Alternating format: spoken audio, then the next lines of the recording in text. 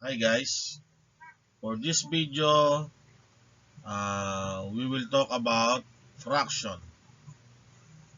So, what is fraction? Fraction is simply a numerical value that is a part of whole number. Okay? Ano daw yun? So, ano ang parts ng fraction? Merong numerator, yung nasa taas, at yung denominator. So, minsan, slash ang pagkakasulat. So, pareho lang yan. Saan ang galing ang fraction? Ito yun.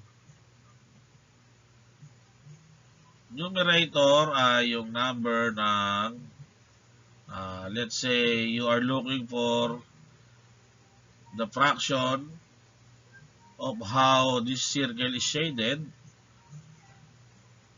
So, kung makikita nyo, hinati siya sa 4. And then, yung number of shades, yun na magre-represent sa numerator. Kita nyo? Hinati sa 4. Kung ilang hati siya, yun na magre-represent as denominator. Again, ilan ang hati? 2. So, 2. Ilang part siya? 4. Numerator will represent how many shades? So, this one is 3. This one is 4.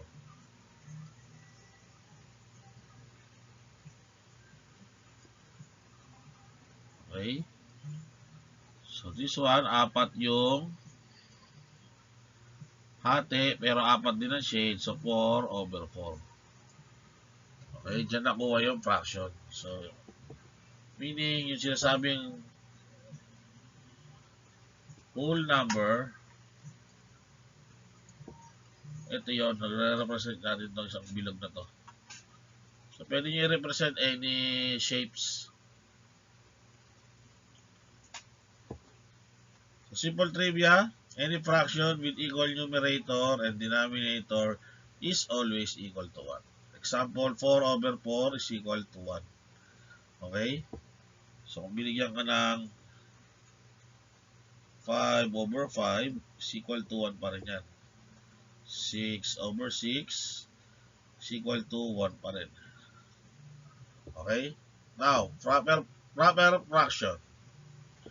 So, ito yung numerator has smaller value than the denominator. So, kung titignan nyo itong mga example natin, mas maliliit ang value niya compare sa denominator. Okay? 3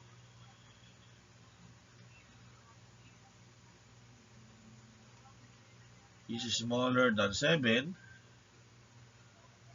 3 is smaller than 7. So, therefore, proper fraction yan. So, yung proper fraction naman, baliktad. Mas malaki yung value ng numerator kaysa denominator. So, here are the examples. 4/3, mas malaki yung numerator, which is 4. Mas maliit yung denominator. Same dito, 6/5, mas malaki yung numerator, which is 6. Mas mababa ang denominator. Now, yung pangatlo, mixed fraction. Fraction mixed with a whole number. Okay? So, dito sa tatlo nating example, ito ang whole number niya. Yung 1, whole number yan. Itong 2, whole number yan. Itong 8, whole number. Ito naman ay yung fraction mo. Itong 1, 6, and 5, 11. Okay? Gaya na sabi dito. Numbers 1, 2, and 8 shown are whole numbers mixed in a fraction. So, ito ang itsura ng mixed fraction. Sa fraction naman, in compare to other fraction. Okay, number 1, similar fraction. Pag sila yung similar fraction, pare-pareho sila ng denominator. Kita nyo? Pare-pareho 4.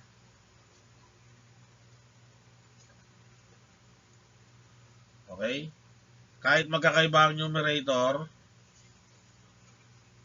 ang sinasabi lang ay dapat pare-pareho ang denominator.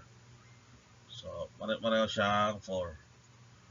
So, dissimilar fraction naman, set of fractions with different denominators. So, again,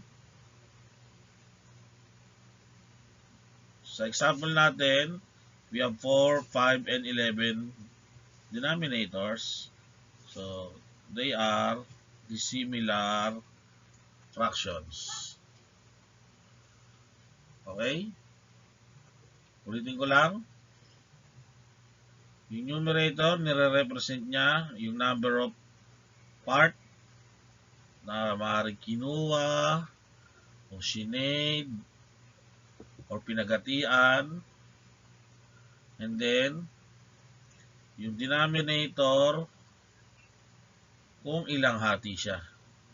So, for this circle, merong 4 na hati, kaya 4 ang denominator. And then, kung ilang shade, no? Ayan, 1/4. Ito 1/4. Ito 2/4. Ito 3/4. Ito 4/4.